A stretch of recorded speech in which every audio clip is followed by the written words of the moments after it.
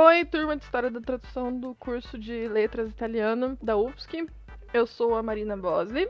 E eu, a Dani. E a gente vai apresentar o nosso trabalho sobre o tradutor, não tão conhecido como tradutor, Mário Quintana. A gente escolheu Mário Quintana porque ele é uma figura muito proeminente no cenário literário que é próximo da gente. Ele é muito conhecido lá no Rio Grande do Sul e a importância cultural dele é muito grande no nosso estado vizinho. E ele tem até uma casa de cultura que tem o nome dele, a Casa de Cultura Mário Quintana. E vários outros cenários, como bibliotecas, cafés e cinemas, todas batizadas com o nome dele. E quem foi o Mário Quintana? Mário Quintana nasceu lá em Alegrete, no Rio Grande do Sul, em julho de 1906. Ele morreu em 1994, em Porto Alegre. Já tinha 87 anos.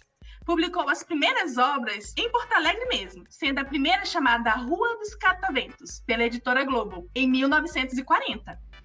O Mário Quintana nasceu em Alegrete, mas ele se mudou em Porto Alegre em 1919 e iniciou os estudos no Colégio Militar de Porto Alegre.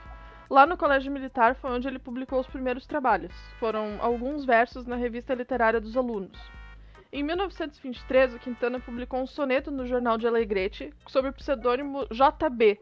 E no ano seguinte, ele abandonou o Colégio Militar para trabalhar como atendente na Livraria Globo. Em 1925, ele voltou para Alegrete para trabalhar na farmácia do pai dele, que era farmacêutico.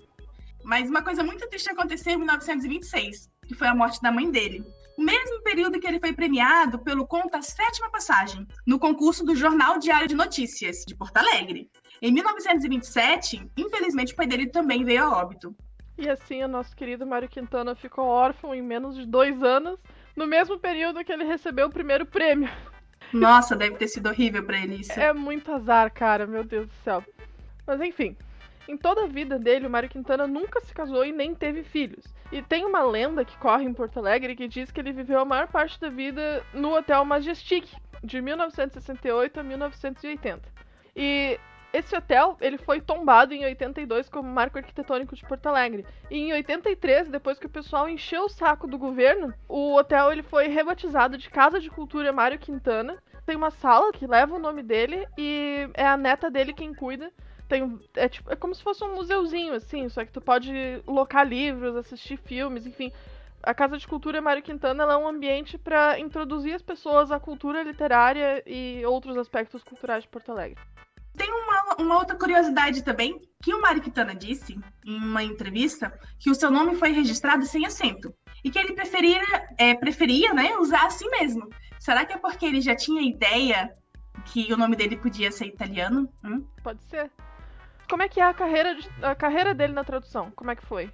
Então, é uma outra curiosidade, porque apesar de Quintana ser conhecido como um poeta, como ele começou o trabalho dele como tradutor. Né? A primeira obra que ele traduziu foi 11 anos antes da primeira publicação dele, né? Em 1929, 3 anos após o falecimento do pai. Ele começou a trabalhar lá na redação do jornal O Estado do Rio Grande. No ano da Revolução de 1930, ele foi trabalhar no 7º Batalhão, um outro momento que ele se desviou do trabalho dele, né? Como tradutor e enfim, como... Ele parou de trabalhar com literatura, basicamente, para ser voluntário no 7º Batalhão de Caçadores. Foi saber um pouco de guerra, né? Deve ter sofrido ali também. E 6 meses depois, ele retorna para trabalhar como tradutor ainda. A sua primeira tradução literária foi publicada no ano de 1974, o livro Palavras e Sangue, que foi o livro que ele traduziu, né, de Giovanni Papini. A gente não pode deixar de falar do Pequeno Príncipe, né, que foi a tradução. Sobre o Pequeno Príncipe, tem uma outra curiosidade também, porque na capa da obra, o nome dele está em caixa alta, né? Está escrito tradução de Mário Quintana em caixa alta, que é o que se legitima, né, o poeta como tradutor de qualidade.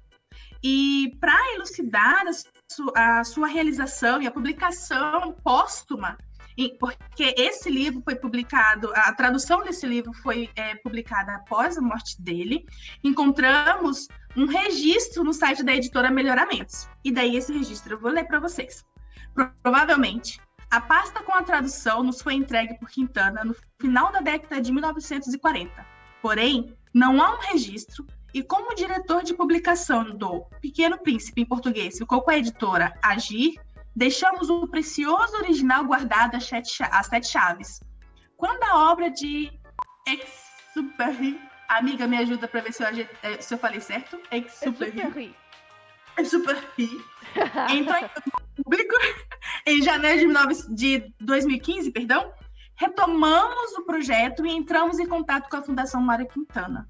E outra coisa também, já para fazer o arremate, né, sobre o Quintana tradutor, é que ele traduziu do inglês, do francês, do italiano, do alemão, né? Então existem várias pesquisas, inclusive dissertações e vários trabalhos publicados a respeito de Quintana, que fala justamente desse poder, né, que ele tinha sobre a tradução. Algo muito bom. Isso é particularmente impressionante quando tu aprende que o Mário Quintana aprendeu a falar francês aos 7 anos de idade. Ulala! O cara é bom, né? Mas enfim, gente, esse é o nosso trabalho. Eu sei que ele passou um pouquinho do tempo. A gravação, ela ficou com 10 minutos, na edição deve cortar uns 2, 3 minutos, mas ainda assim passa do tempo. Mas esse é o nosso trabalho. O que a gente conclui? Que o Mário Quintana era um baita poeta, muito importante no Rio Grande do Sul, mas que como tradutor ele é ainda mais proeminente, só que esse é um aspecto não tão conhecido dele. E é isso. Obrigada. Enfim.